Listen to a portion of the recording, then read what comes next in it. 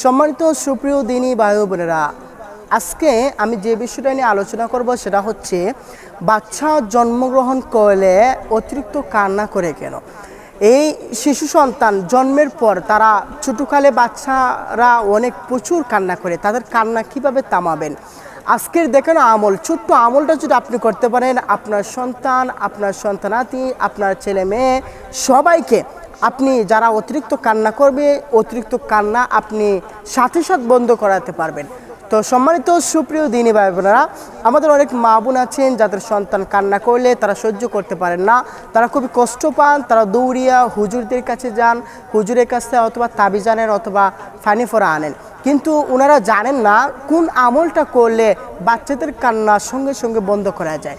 তো আজকে আমি সেই বিষয়টা নিয়ে আলোচনা করব।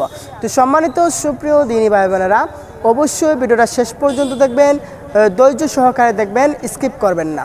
তো বাচ্চা কান্না বন্ধ করার জন্য যে জিনিসটা সর্বপ্রথম পড়তে হবে সেটা হচ্ছে ইস্তেগফার 3 বার পড়বেন, দুরূদ ইব্রাহিম 3 বার পড়বেন।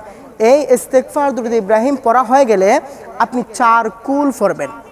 সর্বপ্রথম 4 কুলের আগে ইস্তেগফার পড়ার পর দুরূদ ইব্রাহিম 3 বার পড়বেন।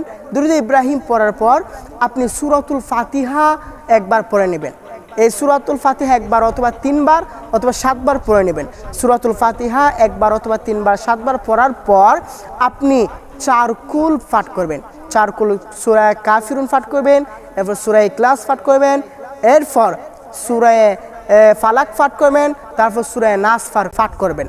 প্রত্যেকটা সূরা পাঠ করার সময় প্রত্যেকটা সূরা একবার করে পাঠ করবেন, একটা ফু দিবেন বাচ্চার উপরে, আরেকবার পাঠ করবেন, আরেকটা সূরা পাঠ করবেন, আরেকটা ফু দিবেন বাচ্চার উপরে।